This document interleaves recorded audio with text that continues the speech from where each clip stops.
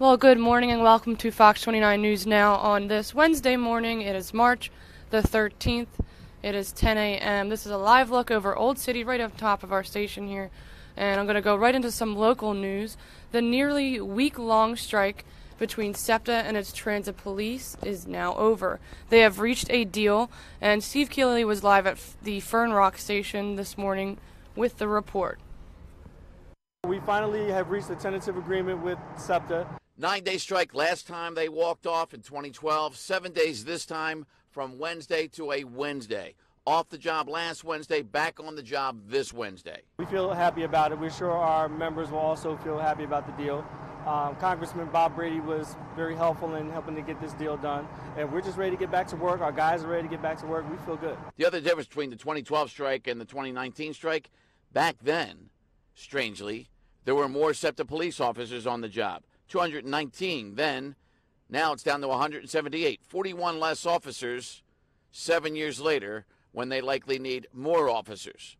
And that's probably a bone of contention with the SEPTA cops. It's extremely tough. No one ever wants a strike. It's always a last resort. The hardest thing is probably knowing that you could be out there keeping the system safe and some things that could be going on in your absence. You're anxious to get back out there and get back to work and keep the system safe. Back in 2012, the average salary with overtime for a SEPTA police officer, $62,700 a year. It is now up to $78,700 a year, and likely even maybe above $80,000 with this new settlement and new contract.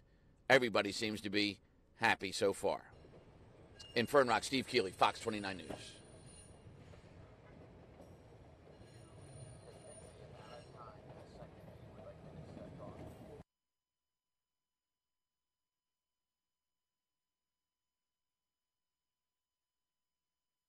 Out in Bucks County, a warning for women after some reported man followed and harassed them in the parking lots of various stores in at least 3 different towns. Police say what the man is doing is creepy, but not a crime.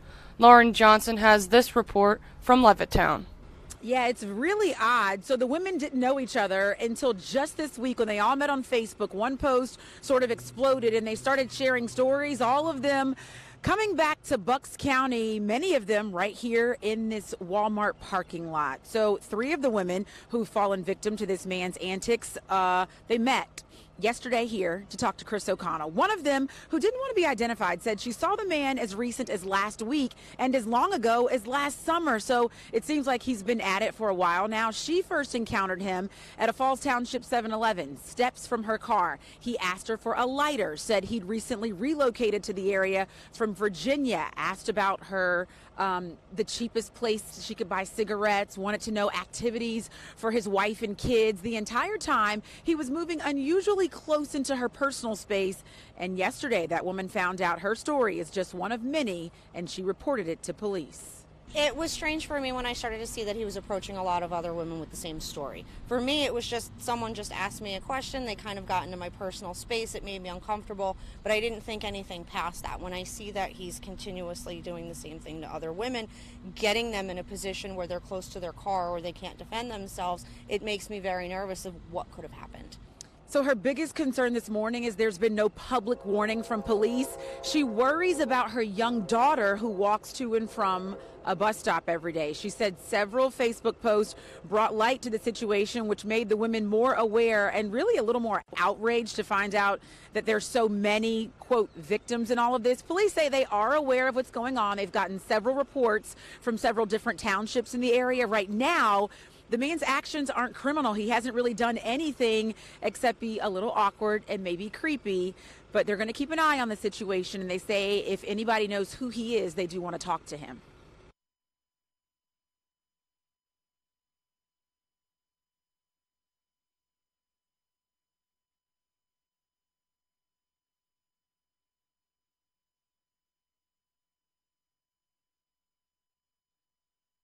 Thank you, Lauren, for that.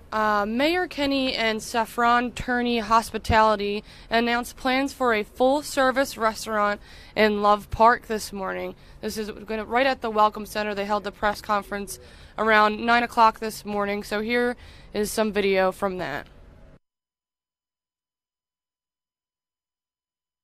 At the park in May with an amazing celebration with hundreds of people. It was a beautiful day. But what we're doing today is announcing that last piece of the park to be put in place, and that is this beautiful new restaurant that we will be creating here at the Welcome Center in Love Park. There are so many people to thank who helped to make this possible. I want to first start off with our Mayor, Jim Kenney, who has been an advocate for this project and a great champion of Parks and Rec in general throughout his term. I want to thank Mayor Kenney. I want to thank Council President Darrell Clark, who's been with this project for a long time. And he has been, again, a great champion and advocate for this. And I also want to thank all of our other partners who helped make this possible. Our great friends at the Fairmount Park Conservancy have been managing this project for us, and we are so grateful to John Gattuso, their board president, for being here today. I also want to talk about a group of folks who helped to make this whole park possible, but especially the Welcome Center. When we were just beginning to think about the transformation of Love Park, we were introduced to a company called St. Gobain. And they were interested in doing a huge art installation at the Eakins Oval. They were these amazing cubes that were installed at the Oval, and they attracted tens of thousands of people over the few days that they were there. And after that amazing event, St. Gobain said, we really want to get more involved with the city. We want to support the city. We want to support the Fairmount Park Conservancy. What else you got going on? And I said, well, tell me a little about what you guys, do. And they're like, well, we make building stuff. We make stuff you can build stuff with. And we make this really great glass. And I was like, glass. We got some glass we need. So we brought them here to see the Welcome Center and talked about the transformation that we wanted to do here. And in the end, St. Gobain made a $700,000 contribution to this project, and we're so grateful to them for that incredible support. So thank you to Dina and to Carmen and everybody at St. Gobain for helping to make that possible.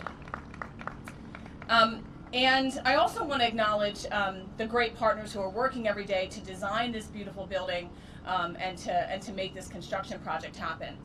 We weren't always quite sure during the design process for the new Love Park if this building would stay or go. And there were quite a few of us who were on the fence, quite honestly. And, in the end, we did, ran the numbers and ran the different scenarios, and then we had this huge amount of public support to save this incredible architectural treasure. And we weren't really quite sure what we could do with this building, given its age and all of the needs that it had. And so our great friends at Kieran Timberlake, who we are so fortunate to have in the city of Philadelphia, this extraordinary, world-renowned architectural firm, who came in and helped us rethink what this building could be, reimagine how it could live and breathe and work for this park in the next generation. And I just want to thank Kieran Timberlake. Richard Mayman is here somewhere, and everybody at Kieran Timberlake for their incredible support and their beautiful design for this Welcome Center. Thank you so much. And I also want to thank Bittenbender Construction, who has been here every day through the park construction process and also through the construction of the Welcome Center. Thank you so much to Bittenbender Construction. Lastly, we're here today to unveil this beautiful glass donated by St. Gobain. But we're also here to celebrate what this beautiful building will become in the future. There's been a lot of discussions lately around earned revenue in parks, around public-private partnerships. I'm a firm advocate for raising revenue in parks that can both provide an amenity to the users of the park and also go to supporting the maintenance of the park long term. But when we were thinking about what this facility could be, we did an earned revenue study, and we were told that it could be a thriving concession and a thriving restaurant. And so we went out and we started talking to folks about who might be the best group to manage this restaurant and to run this restaurant. And then we did a public request process for expressions of interest, and then we did a public RFP process. And we could not be more excited with the individuals who applied and won the concession for this project. Valerie Safran and Marcy Turney are absolute legends in the city of Philadelphia. They are a locally owned, women-owned business, and their reputation precedes them in every way. They are absolutely incredible local business owners who have really reinvested in our city in amazing ways, and we can't thank them enough for making the investment that they're going to make in this building, and for making the commitment to Love Park. We are so excited, Valerie, Marcy, to have you on board for this incredible project. And Harlow, their baby, who's here with them as well. Without further ado, I want to introduce our Mayor, Jim Kenney, who, as you all know, is an amazing advocate for parks and recreation. Through the Rebuild Initiative, we're going to be investing $500 million in parks and rec centers and libraries throughout the city of Philadelphia in every single neighborhood, not just Center City, so that we can make these amazing investments for communities. Please join me in welcoming Mayor Jim Kenney. Good morning, everyone, and thank you, Catherine. This is certainly a great day for our city. Love Luck, the new restaurant to open in Love Park, will transform the Welcome Center into a destination for quality dining and socializing. And I'm excited that the Love Luck owners, Marcy Turney and Valerie Safran, who are nationally known for providing excellent dining experiences, will transform the Welcome Center into a vibrant, full-service attraction. Turney and Safran's additional restaurant locations in Midtown Village will serve as a catalyst for the economic growth of the neighborhood and our city. I'm proud to see the continued growth and expansion of enterprises here in Center City and throughout our commercial corridors through the city. This would not have been possible without Council President Darrell Clark. And I know this is called Love Park.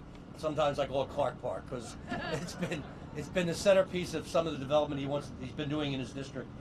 Parks and Recreation Commissioner Catherine Ott-Lovell, Carmen Frigno, Vice President of Communications of Saint-Gobain North America, the Fairmount Park Conservancy, John Caduso, Marcy Turney and Valerie, as I said, and Bittenbender Construction.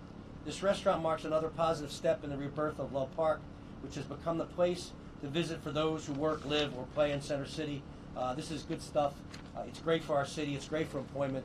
It's great for the buzz that our city is currently experiencing, and we want to make sure we extend that buzz for as long as we can. So thank you for being here. It's a beautiful day, and hopefully spring is right around the corner. So good luck, everybody.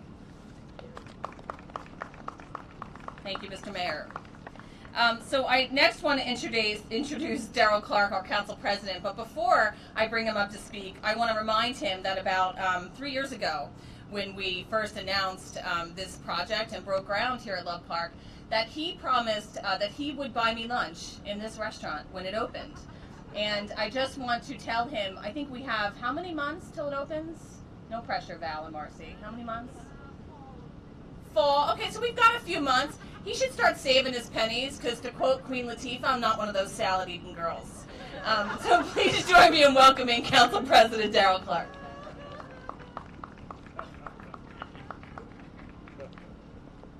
You go, girl. How's everybody doing this morning? Ladies and gentlemen, the flying saucer comes back to life. First of all, I want to thank everybody involved in this, Mayor, Catherine, John, all of the team, Marcy, Valerie. This is going to be very, very, very, very exciting. The simple reality is there was a lot of discussion and debate about what we should do with the park. Should it be food? Should it be parkland? And we came up with a real consensus that it's going to be everything, all of the above. As I see that food truck sitting over there, I can't wait till the summer when we have them lined up down the street. Breakfast or both? All right, it's done. All right, that will happen. So I just want to say, lunch. Yeah, Sorry, no. all right, lunch. All right. I just want to say though, this is genuinely exciting. Having this particular park rival any park in the country. I know we talked about replicating different parks across the country as it relates to outdoor space and activity, but the simple reality is Philadelphia is unique, and this should be unique. It shouldn't replicate Bryant Park or any other park in the country. It should be Love Park / Clark Park. I like that, man. I like that. This should be Love Park, Philadelphia's own. So to everybody involved, I just want to thank you all so much, and we look forward to this very, very exciting endeavor. Thank you. Yeah. So the council president is such an advocate of this park that, we started doing this thing last year where we're having weddings in the park. So we have weddings on Wednesdays called Wedding Wednesdays. And folks can sign up to get married over in City Hall and then have their wedding here in Love Park. And so we wanted to do this very special event for Valentine's Day where we would have the mayor and Council President Clark officiate a wedding. And the council president went so far as to get his license to be able to officiate weddings. And then unfortunately the couple backed out the day of the wedding. You know, that's okay. It's better that they, you know, decided early. But he will be officiating a wedding come April when we re-up the Wedding Wednesdays in the park. So please come back and check that out. It'll be a lot of fun. I have tried to convince him for he himself to get married in the park. It was a decline, but we're still in negotiations. So we'll see, not to me, but to someone else. I'm already taken, sorry. So, I know, dare to dream, Daryl. As I said, we have these great partners in the Fairmount Park Conservancy. They help us manage projects. They also help us raise critical funds for projects like this. I want to acknowledge another great corporate supporter through the Conservancy that we were able to help bring in to help make this project happen, and that is Bank of America. And Debbie O'Brien is here from Bank of America and her colleagues, amazing supporters of everything we do at Parks and Recreation, but a great champion of this project too. The Fairmount Park Conservancy is our great partner, and we are so appreciative of all their work that they do on behalf of Philadelphia Parks and Recreation. Please join me in welcoming John Gattuso.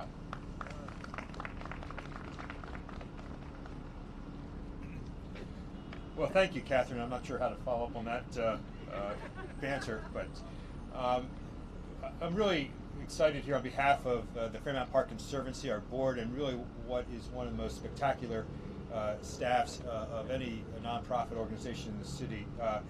We are really pleased to be a partner and to be part of this project. It has been really an incredible example of the kinds of partnerships which we can bring about collectively in this city to make some great things happen. And this really, I believe, represents one of the overlooked jewels in the city of Philadelphia. This building, first dedicated in 1960, designed by the great Roy Larson of H2L2, and it kind of, at that moment in time, represented the optimism of the city, of the future of the city. And perhaps at that moment in time, it was slightly premature as Philadelphia and other cities were going through their transformations in the post-war years. But today, it is very appropriate and very forward-looking, and perhaps no better time for us to rededicate this building with the great design work of Kieran Timberlake and the fantastic products and the incredible generosity of Saint-Gobain to bring this back to life, and perhaps even to a stage of design and perfection that it was not able to achieve in 1960. So to some degree, here we are 50 years later, 60 years later, really bringing it to its full realization as a very active, vibrant restaurant that's going to really help enliven this very important park here in downtown Philadelphia. And now, here 60 years later, surrounded by so much more dynamic growth than existed here in 1960. So again, our thanks to Saint-Gobain, incredible generosity and foresight in finding the opportunity to really bring their expertise and their products and their passion to bear on an important architectural building here in the city of Philadelphia. And I really extend all of our sincere thanks to them. As well, on behalf of the Conservancy, I would absolutely be remiss if we did not thank our partners for their incredible support, and first and foremost with Mayor Jim Kenney and Council President Darrell Clark.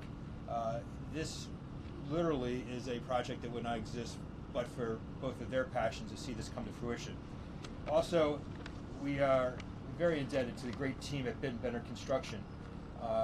Emily Bender and her team have become really incredible experts at creating fantastic public spaces. This is the most recent, and it is a passion and a capability which is fairly unique, being able to work with all the constituents that are involved in building public space and bringing it together in a way that is just fantastic that you see here today. As I mentioned, the great team at Kieran Timberlake, once again, just the right touch in creating and bringing to fruition and back to life this great gem of a piece of architecture here in downtown Philadelphia. And then, of course, once again, our friends at Saint-Gobain and our great commissioner at Parks and Recreation, Catherine Outlevel. Thank you, Catherine, for the opportunity to work together.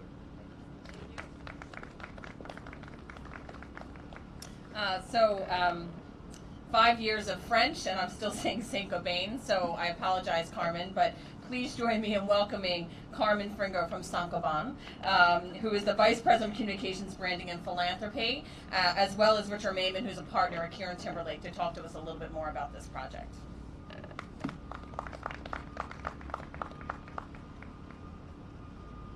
Thank you, Catherine. Look, we don't even know how to say our name, so you're fine. We all say it differently. Saint-Gobain, Saint-Gobain, and it doesn't really matter. The point is, this is a city that's close to our heart, and this is an iconic project. And for those of you who may not know us, we are the world's largest and oldest building materials company, and much like Philadelphia, we pride ourselves on our rich history. And the fact that we were founded 353 years ago to build the Hall of Mirrors at the Palace of Versailles. So what's interesting about being the presenting sponsor of this project is because we donated the specialty glass that was actually a part of a 353-year line that we can trace directly from the Hall of Mirrors to the latest, most innovative type of glass that we sell. And so this morning, I got an email from Saint-Gobain in Paris, and they said, we are redoing the way we're positioning the company. We're talking about comfort and well-being. Can you tell us what your iconic projects are? And I'm like, hold on to your hat, I got one.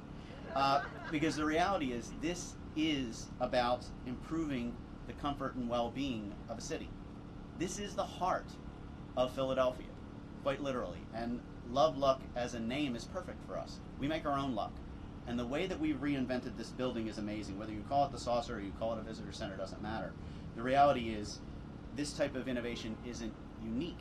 We do this a lot.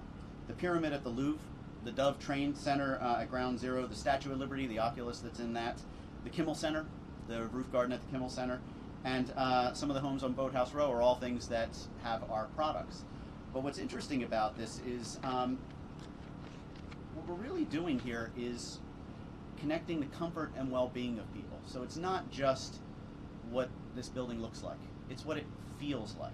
And we talk about engaging the head and the heart of our employees. So every employee thinks about how are we doing something that adds to the impact on the world. And this is going to feel that way. When you sit inside this building and the way that Marcy and Valerie are designing it, you're going to feel a different feeling. And I want you to think about that when you actually show up and sit here. So for us, what we're looking at is how do we, as the mayor said, how do we reinvent and reimagine this space so it's even better than what the architect originally intended? And for that, it does take a village. It's the work with the city, it's the work with the Fairmount Park Conservancy to really be a part of that reinvention. And so, from my perspective, what's best about this are the relationships and the way that we work together. So when we put our building expertise on display, and when we work with experts that know more than we do, we really thrive. And whether it's the CertainTeed roofing material that we're working on, whether it's the glass itself, or even if we do other things around acoustics, what you're going to find here is we can help bring this experience to life. So here's the issue. The most important part is how we work together as a team. So I'm proud to say that we work side by side with all of these different team members. And the ones that we work closest with are actually the people at Kieran Timberlake. So it's my pleasure to introduce my friend Richard Mayman to talk to you not just about the amazing things that we can do here, but really explain how the building works. So Richard? Thanks, Carmen and Catherine. As a Philadelphia-based architect, our home is in Northern Liberties, the old Ortlieb's Brewery bottling plant.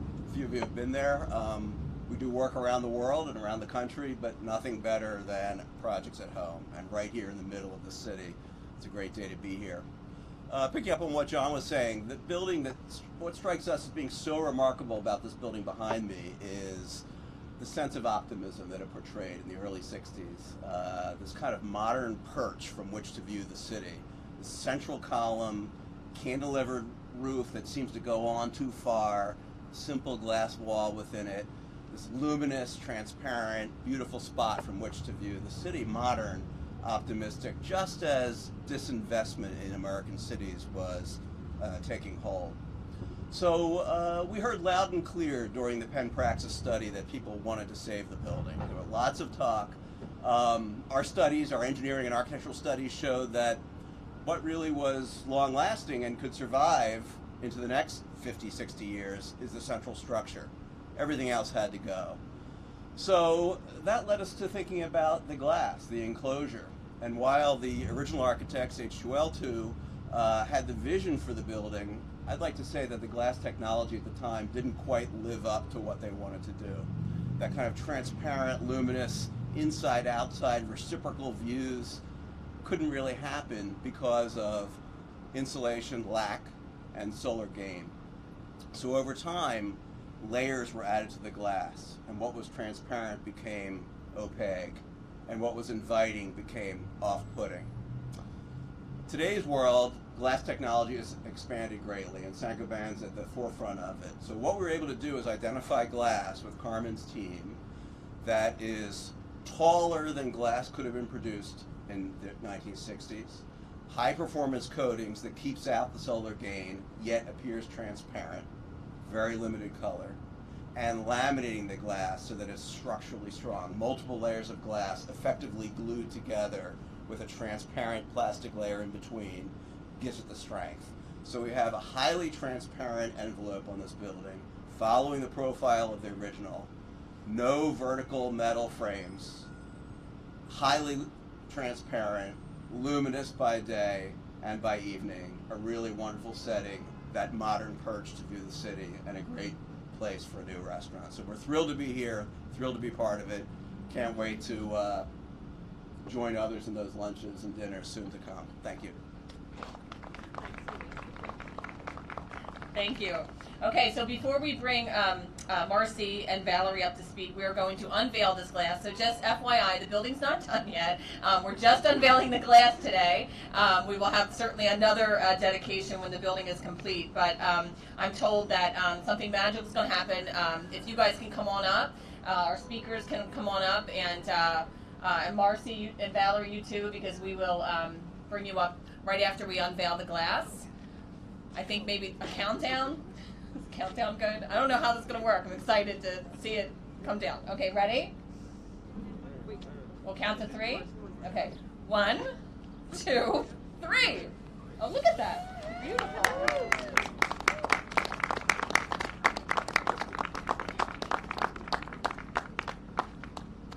Beautiful. You guys. Okay, so last but certainly not least, we want to invite Marcy and Valerie to say a few words. Again, we're just so incredibly excited to them and to their partner Terrence Lewis, of course, as well. We are so so incredibly excited again to have them at the helm of this amazing new enterprise, and so grateful to them for taking this leap of faith with us in Love Park, and for investing a lot of money into the facility as well. So please join me in welcoming Marcy Turney to speak on behalf. Hello, everyone. So, I'll introduce, this is Val Safran. This has been my partner in crime over on 13th Street for 16 years, revitalizing that neighborhood. This is Terrence Lewis, who's been skipped over, but now I'm going to give him his props right now. He has been with us for 13 of those 16 years, helping us run everything on 13th Street. He is a partner in this project. He is putting in his life savings, and he is scared to death. I have admired this building for over 20 years. I went to Temple back in the 80s. And the last 12 months, I would go to La Colombe, get a coffee, sit on these steps, look up at this building and say, how are we going to put a restaurant in a round glass building? And we're so excited for this project. Everyone that's been speaking today, everyone that's had a hand in this project, we have brought on Stokes Architecture to do the restaurant with us. Talented women from Row Creative, our good friend Kate. And we just had a meeting the other day, and now on paper, Love Luck is coming to life, and it's so exciting. We envision, having a glass of wine and some lunch out on the balcony. It will be a full-service restaurant inside with a bar, kitchen. We will do lunch, brunch, and dinner. And where we are right now will be an outside terrace, a garden terrace. So we are so excited, scared, but more excited to just see this really come to life and have a spot for visitors of the park, for Philadelphians, for the business people in the area. We really are so excited. And we want to thank the city, partnership with the city, everyone helping us. It has been great, and we really look forward to it. Thank you. Thank you so much. So before we close and go in and take a tour of the center, I want to thank some people behind the scenes who helped to make Love Park possible.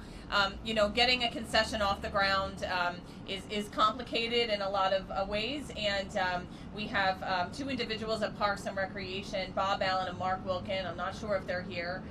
Great, who work behind the scenes to make these great enterprises happen. So thank you so much to them. And then we have a great park manager here at Love Park, Andrew Emma, who is over there as well, and all of the ambassadors at Love Park. Raise your hands. Thank you guys so much for your work every day to make Love Park an amazing place for Philadelphians. So that closes today's program. I invite everybody to come take a tour of the building and to come on back for our wonderful spring activities, and then when we dedicate.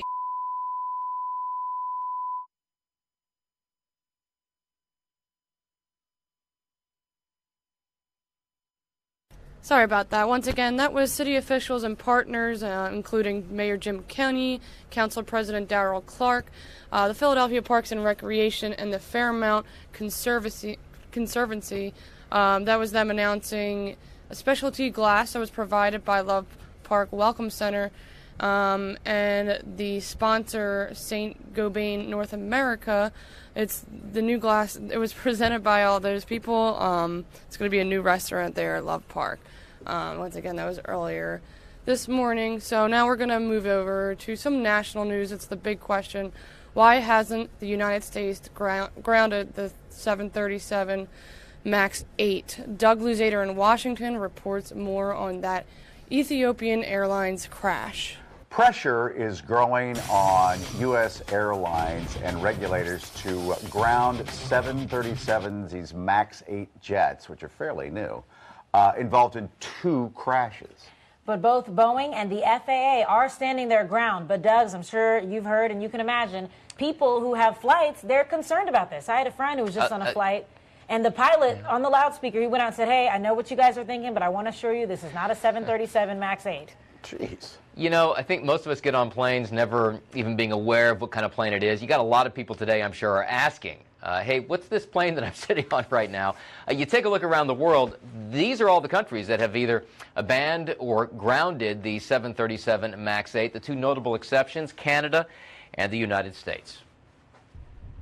A memorial comes together in Ethiopia. As just a short distance away, investigators continue their work in the wreckage of Flight 302. And the jet in question, the Boeing 737 MAX 8, is now in the crosshairs. We decided the appropriate step was to suspend the operations temporarily. Aviation authorities around the world are not taking chances with the 737 MAX 8, now involved in 2 strikingly similar accidents in Ethiopia and in Indonesia last year. But so far, the FAA, U.S. airlines that fly the plane, and Boeing are behind the aircraft, suggesting that early problems have been addressed. And Boeing said this: the Federal Aviation Administration is not mandating any further action at this time, and based on the information currently available, we do not have any basis to issue new guidance to operators. Some in Congress are not convinced. I think it makes sense to ground the aircraft until we have better information. Ground these planes until the FAA has a chance to review their safety. President Trump spoke with Boeing CEO Dennis Muhlenberg after tweeting, airplanes are becoming far too complex to fly. But many familiar with the aircraft back the FAA's decision. There is no systemic problem. I don't care what Mr. Romney says. I don't care what Congress says or what they say in Australia that operates none of these airplanes. There is no systemic reason to ground this airplane. And the truth is, we don't know why this plane went down in Ethiopia. Officials there have gotten their hands now on the black box flight recorders. They're being sent, they say, overseas for analysis. They have not said where they are being sent specifically. Mike and Alex. Well, I wonder why they didn't say where they're being sent. What difference does it make? I don't get it. All right, Doug, thank you. We'll find out. Well, it takes a certain sophistication to go through all that stuff, and it's a question whether it's going to go to the U.S. or Europe, that kind of thing. Oh. Okay. I just wonder, if the outcry keeps growing, is the FAA going to say, all right, fine, we'll ground them just for now? Well, it might help if we actually had a head of the FAA, but we didn't go for the suggestion by President Trump, the guy that was flying his plane. Anyway, there's nobody running the FAA right now, specifically. I guess Elaine Chao could take care of this herself.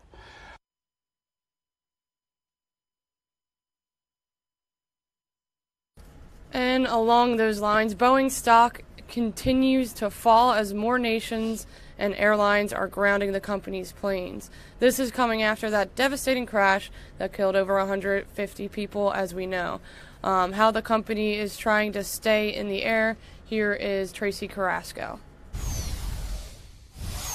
Well, the Boeing aircraft company, their stock continues to fall in the wake of that Ethiopian air crash and then the Hawaii airline crash in Indonesia. So let's talk to Tracy about this, because ever since this happened, their stock has been going down. Tracy. Yes, over the weekend, that crash, we did see shares of Boeing on Monday opening bell down by about 12%. The stock recovered a little bit on Monday, closed down a little more than 5% yesterday, closed down again more than 6%. So combined, it's been about 11%. This is the biggest two-day drop for Boeing stock since 2009. So really a significant decrease there. Even looking in the pre-market, down by a little under 1% right now. So we'll be watching this stock very closely. But I think what's difficult here is all of the headlines that keep coming out. You have the countries, the airlines continuing to ground that 737 MAX 8. So I think with that, you're seeing the stock drop. I think whatever the FAA decides to do, whatever comes out of the black box, I think that will determine which way the stock for Boeing goes. But as I mentioned, it's been weighing on the Dow. Yesterday, the Dow closed down 96 points. Really, Boeing, the worst performer there yet. Well, what is it? It's $200 and some dollars per share now. Is it close to $300 per share? Something like that. I can look up the exact number. $375.41. That was the close yesterday. $375. It's in the 300s. Okay. People say that it probably go up to 500 at some point, but I don't know. I don't know enough about stocks. Do you buy now, and knowing that Boeing, such a huge company, is going to make a rebound of some sort? Well, you look at the year-to-date, it's up 24% year-to-date still. 2 years, it's up 120% in 2 years. So definitely a lot of analysts sometimes say buy the dip. So you just have to look at your portfolio, see what you're looking at, if you want to take the risk, if you want to sit out and wait for the headlines, because I think that's kind of where investors are looking at right now. They're kind of in headline mode, looking at all the news that's coming out of this story as it continues to unfold. Probably a little unsavory to even be talking about money when it comes to this. So we'll move on. Tracy, thank you. We'll see you tomorrow.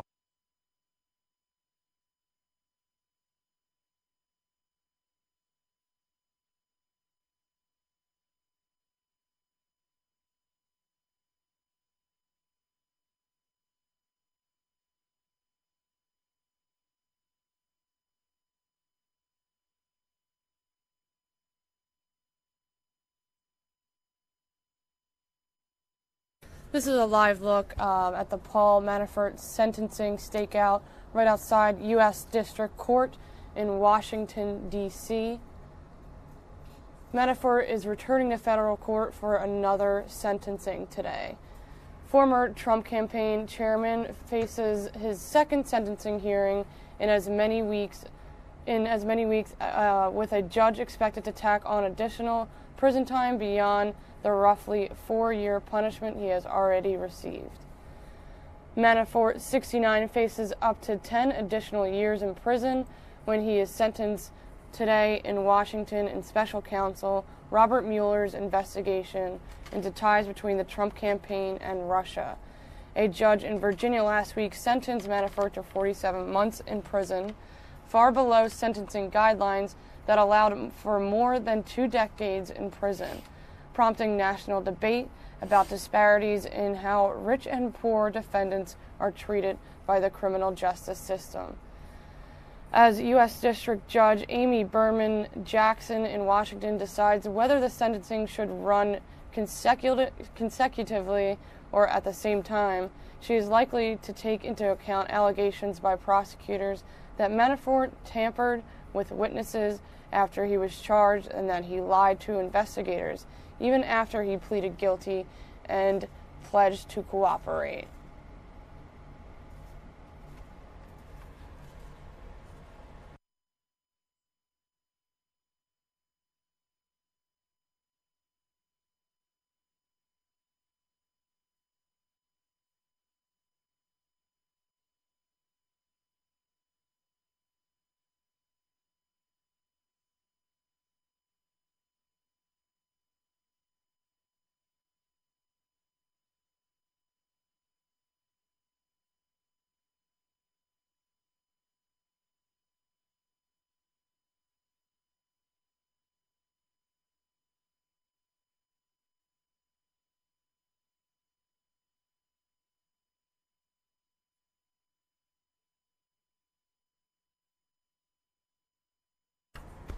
Well, yesterday we heard about celebrities, coaches, and administrators all accused of lying and cheating to get wealthy kids into good schools. The takedown is being called Operation Varsity Blues.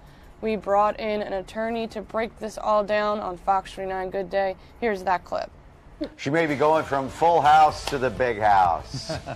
I've been waiting all day to say that. Oh, and Becky. Oh, Becky. Look how hard it is to get into some of these big schools around America. Of all the people that apply, only 5% get into Stanford, 7% get into Yale, and it goes down the list. USC, UCLA, Georgetown, all that, 16%. It's hard to get into these schools, no question about it. But 50 people now, at least 50 people are charged in connection with what's being called the biggest college admission scandal ever prosecuted by the Department of Justice. 2 of those people named in the indictment are actresses Lori Loughlin and Felicity Huffman. TV stars Felicity Huffman and Lori Loughlin both charged with conspiracy to commit mail fraud and wire fraud, along with 33 other parents under indictment after the FBI lifted the lid on Operation Varsity Blues, a 10-month investigation culminating in dozens of arrests, busting a massive nationwide college admissions scheme. We're talking about deception and fraud, fake test scores, fake athletic credentials, fake photographs, bribed college officials. The feds say a man named William Singer was the ringleader, making millions, taking bribes from wealthy families disguised in part as charitable donations with the aim to help their kids get into top colleges and universities.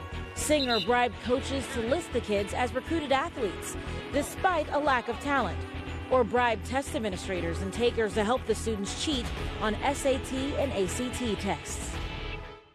Yikes. We need an attorney. Good thing Rocco came in. Good morning, hey, Rocco, guys. Good to see you, man. So what are the charges here? Well, by the way, we keep looking for mugshots, and they would get mugshots like the actresses will? They will get mugshots, fingerprints, usually on the first day that they're processed or arrested. Incredibly embarrassing. What are the charges? So they're charged with conspiracy to commit mail fraud and what's called honest services fraud. So if you don't steal any money, there's a charge federally. It's called the deprivation of honest services. So basically bribing people to do something they shouldn't. And how much time could that be? Well, it's up to 20 years, but there are federal sentencing guidelines that really limit that range. In this case, they probably don't wind up with jail time, but because they're high profile, there's always that risk that a judge wants to send a message out there. Don't do this, you're going to go to jail, and it deters other people, especially with high-profile defendants. And even if they were to go to jail, it'd be, one of the nicer jails for them. Well, yeah, I mean, I wouldn't want to be in any of them, but it wouldn't be maximum security. They'd be what you call, club fed, so to speak, kind of what some of the, lower-level criminals go to.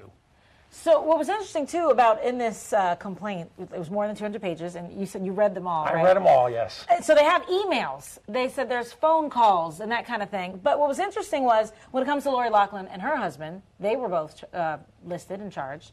But when it comes to Felicity Huffman, even though William H. Macy, her husband, was on the phone calls, present for some of these conversations, why isn't he charged? So there are some nuanced distinctions you make. As a federal prosecutor, and I'm a former federal prosecutor, you look back and you say, can I prove the case against this person? It looks like in the earlier stages, when Macy's daughter went first through this process, the older daughter, they didn't have this guy cooperating. He goes back and he builds the case by recording Huffman and her husband later under the guise of talking about their younger daughter. It looks like to me they didn't have enough to charge Macy with the initial scheme regarding the older daughter. It looks like Felicity Huffman was the mover and shaker there, so they have communications with her, and he was kind of more along the sidelines. That's my best guess. But he knew, but I guess that doesn't mean anything just because you knew. Just because you know. Now, there were conversations later about their second daughter that Macy was more involved in, at least according to the complaint.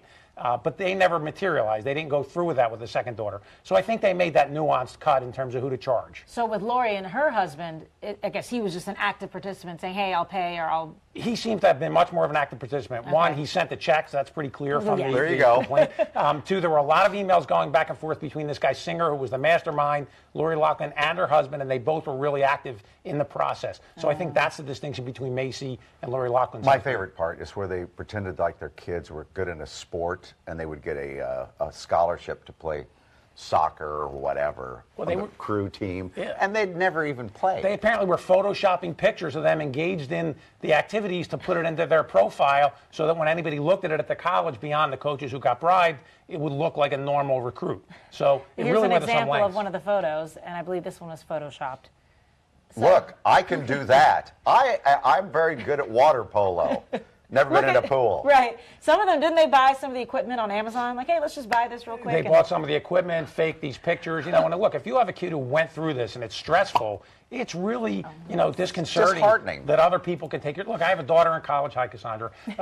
Sorry, but anyway, they stress out about it. But you want them to accomplish what they can accomplish on their own, and you have to teach them the right lessons. This was clearly the wrong lesson. I'm not sure here if the kids were spoiled or the parents were spoiled. And that seems to be the kind of second debate that a lot of people are having.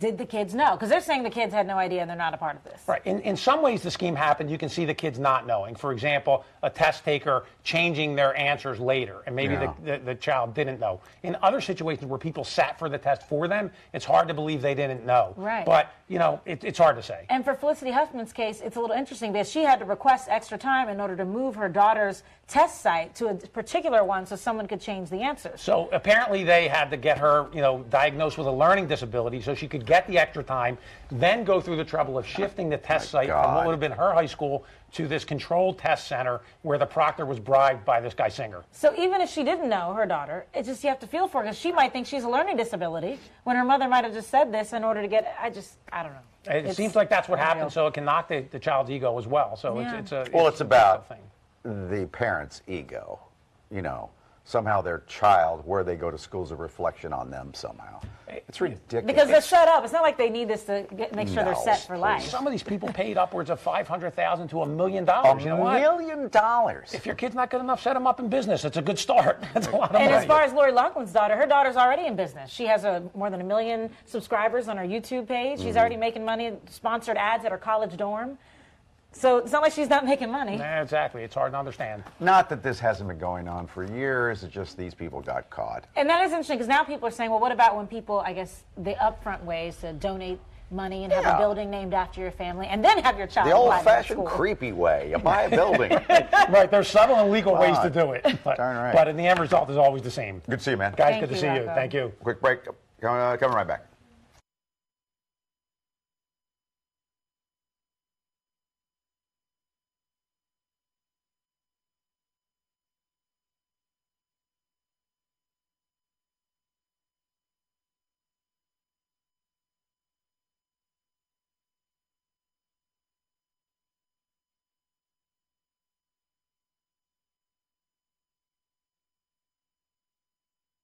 Well, the Weather Authority says there is warm and sunny weather ahead of rising temperatures the rest of the week.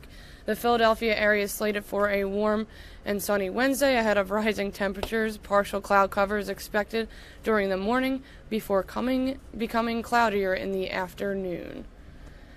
Precipitation isn't expected to return to the forecast until Friday, when showers and thunderstorms are in the forecast.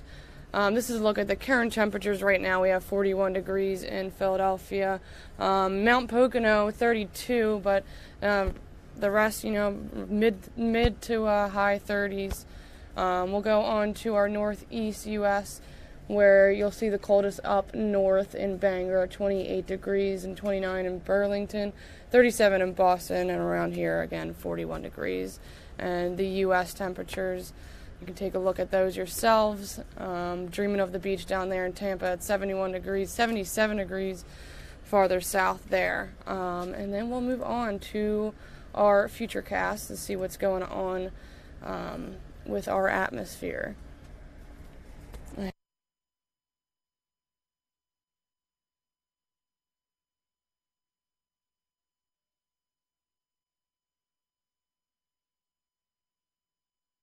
So once again, as we said, temperatures are rising into Friday at 65 degrees. They'll go back down a little bit on the weekend, but at least it's sunny.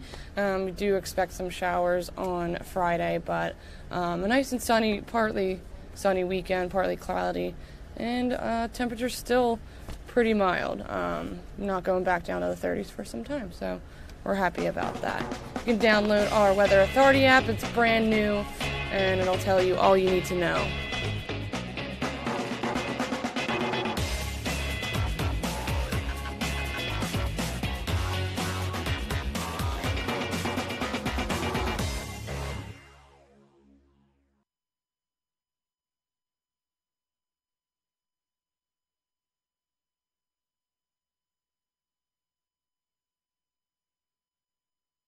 And into more local news, we're following developing news. One man is dead after a triple shooting in the city's Kensington section. It happened just after 11 o'clock last night near the intersection of North Water Street and East Ontario Street. A 46-year-old man was shot multiple times and rushed to Temple Hospital, where he died.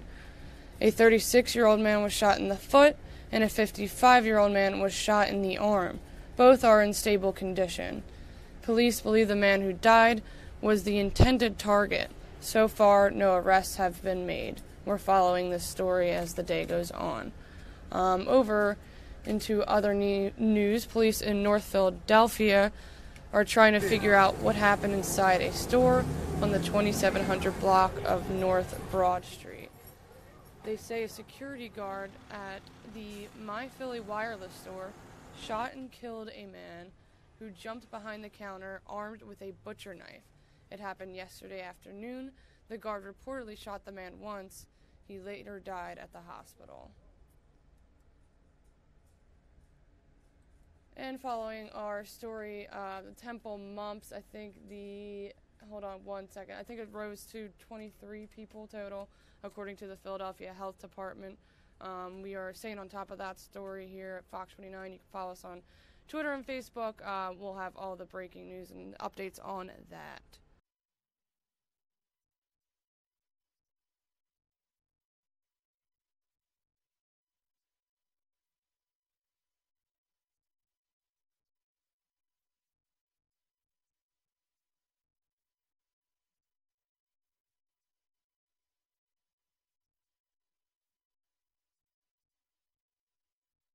Now we'll jump into some more segments we had this morning on Fox 29, Good Day with Mike and Alex. This one is about robocalls and how you could possibly get paid if you're receiving them. Here's that clip. So how many robocalls do you receive a day? Or a lot of them. Seems Annoying. like so many.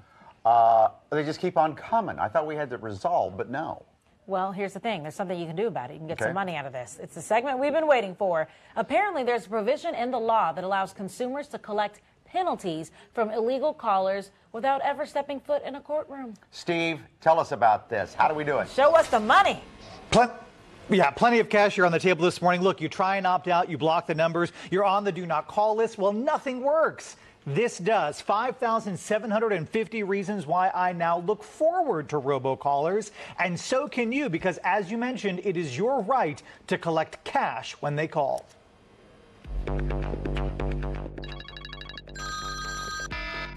The endless. 20, 30 times a day. Annoying. And they always tell you that you're winning some type of prize. Robocalls from telemarketers. Hello? I get them too, despite being on the do not call list. The back brace is free? But while yours might end in bye-bye, I hang up and I block. Lately mine end in cha-ching. That's $5,750. And it took me 10 days to collect it. The calls can be worth $500 to $1,500 a piece.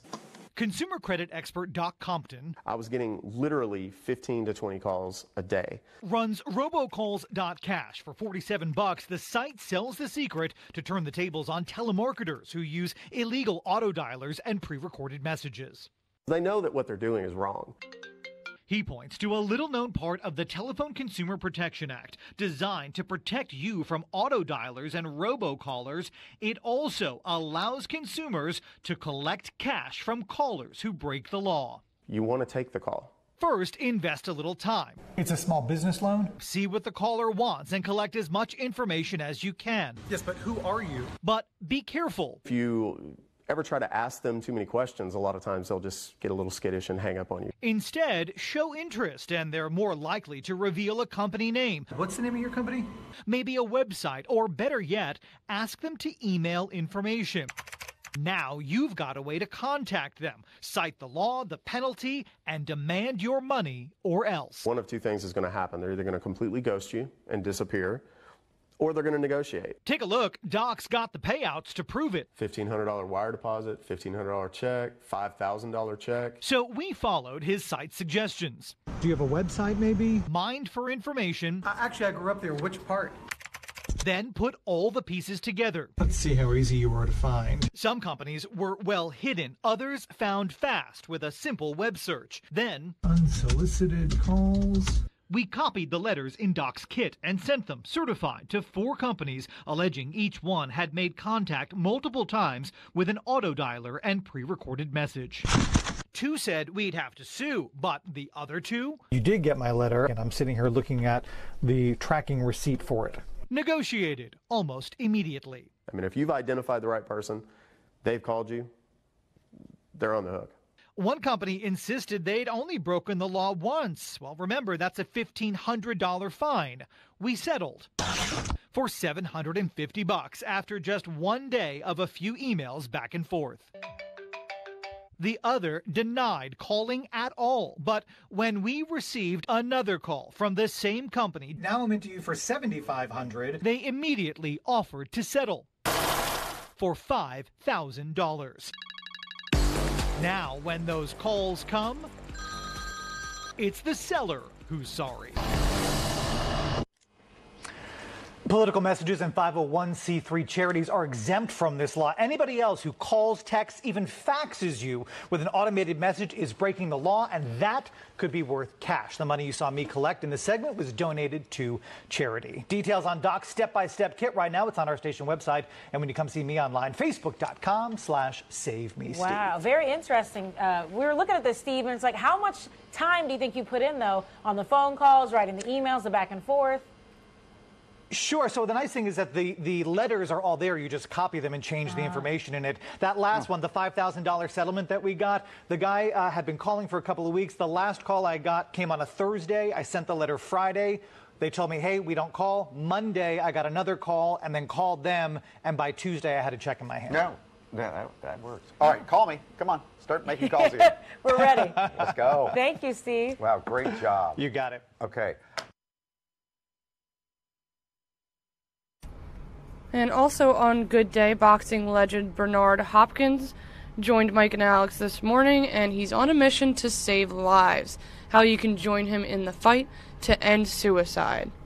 I'm sure you guys covered this while I was gone. It was shocking. Death by suicide, our Olympic cyclist, Kelly Caitlin. So USA Cycling posted this tweet. Caitlin was found dead in her California home last week. According to her dad, her death was death by suicide. Caitlin helped the U.S. take home a silver medal in Rio in 2016. She was pursuing a graduate degree in mathematics at Stanford. And we're also getting new details on the death of Frida Foreman. George Foreman posted this photo with his daughter on Twitter. It appears that she died by suicide as well.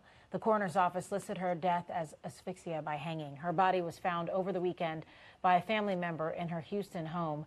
Frida followed in her dad's footsteps and became a professional boxer, finishing with a record of 5-1. With 3 knockouts, she was 42 years old. Bernard Hopkins is with us now. You, of course, know George Foreman and his family members. And you think about, I mean, it seems like these two individuals had everything going for them. Olympic athlete, a champion, a silver medalist. Yeah. You never know what somebody's going through, do you? No, you don't. And, you know, they hide behind a mask. Like, you know, you go in the ring, you're the executioner, but a lot of stuff inside that you have anxiety and also dealing with a lot of issues. And it shows. I mean, you look at George Foreman's family, you look at Frida, and you say, well, why? And it's a lot of whys and there's a lot of reasons, maybe. But at the end of the day, I look at it and tell people, I say, we have a serious problem. We have a problem that's not really being talked about because people are afraid. They're afraid to talk about it. Well, you haven't been afraid to talk about it. Take us, you've been to those dark places in your life. Yeah. At what age? Yeah, I would say about at least 13, 14, in my early teens, based on, you know, coming up and not facing, you know, I ain't gonna say, punishment or repercussions of my reactions, and, you know, felt like, you know, why am I here? Like, why would I want to even go through it? Why would I want to be sent away or be judged? And then it was just more of keeping it in and using it to release myself, whether it was anger, whether it was in behavior, and even in some fights. My team didn't know. I'm the executioner. I'm hiding behind this mask. And for me to say, like, you know, I'm kind of, you know, worried about not actually losing and winning, but what might happen. And that's anxiety, the stuff that you got to control and deal with and get help for. And so there's a lot of, again, athletes and non-athletes out there that's dealing with, you know, depression and anxiety and a lot of other issues that's tied in with that. And we here at Michael Given Hand letting them know that there is help. There is, and there's a lot of other organizations that so many information that they can tap into, and because a lot of us are afraid, we keep it hidden. We keep it tough. You don't want to be judged, and they also, again, I'm no expert, but I feel from experience of not giving up. You must take that first step, and we must be aware and be educated on what to look for, the telltale signs. I mean, if your son hasn't been outside in the summer or winter or any other time, and things that he used to do or she used to do, all of a sudden becomes not important or not as energized in doing it. I mean, that could be a telltale sign. I don't know. You ran into trouble with the law big time when you're 17 years old. Yeah, and you're going to be sentenced. Tell me about the day that you were at City Hall. City Hall at the time. It was. You're handcuffed. The judge is about to tell you where you're going and for how long. Yeah, at this time it was 5 years. I was facing 7 after 15, and it could have been more. But my mind was, I'm walking down this aisle, this hall rather, with you know, cuffs, and going to the courtroom. You have to go down this long hall in City Hall. Everyone knows City Hall. Been there, they know it. A lot of times I thought about jumping out that window. A lot of times I thought about how can I get out of this situation, you know, because I didn't want to face what I knew that was going to be away from, you know, my family and people I love, and you know, my freedom. So Mike, I mean, would I would have done it if I would have, you know, had the opportunity? I don't know, but I know I thought about it. The thought is. So if you have those thoughts, who do you turn to? You have to turn to people that in organizations that's out there. There's a lot of research out there. I'm part of Michael's Giving Hand, which I highly respect. And, you know, I've done my research, and they're here today. Yeah, yes, and they lost Michael, who was Ron's brother, very successful, got everything going for himself, known in Philadelphia, worked in the city business, and nobody knew. No one knew. The brother didn't know, the father didn't know, the family didn't know. And you know, Mike, that's the key. You cannot stereotype and think that because a person wear what they say and how they react, that's the problem. And even in this day and age, people still sometimes don't know where to turn. That's why we want to raise awareness about this suicide prevention. That's why we're having this gala Friday night. Gala Friday night. Tell me exactly where it is. Can we still get tickets? Yeah, you still can get tickets. It's on Broad Street. You know, it's like we call it the small Del Frisco's, but it's a nice little... The Lucy! Lucy. Yeah, Lucy. You like Lucy. Yeah, I like Lucy. It's going to be really nice. I'm going to be there. I'm the MC. Yeah? So I'm going to take a page out of your book. Thank you. And, you know, entertain, but also bring awareness again. This is serious. It's a serious function. It's a serious conversation. And just be aware and know that help is out there. And there's so much help. There's so much help and information. And this is a big deal, especially in our area, because this is also working with the American Foundation for Suicide Prevention. And they say one person dies by suicide every 4 hours in the state of Pennsylvania. So you believe that? Look at that. Look at some of these stats, how prevalent it is. And this is a wonderful event, the Save a Life Gala. I actually emceed it 3 years ago. So it's so moving to see people in this room who are dedicated to making sure we do something about this and make sure people know and have access to resources to help them and to save their life. Yes. We'll see it. Do I need a tuxedo or not? The suit is good. All right, thank you. A different suit, though. It'll be a different suit. We'll see you Friday. Thank you. And thank you for being so open about what you've been through. We'll be right back.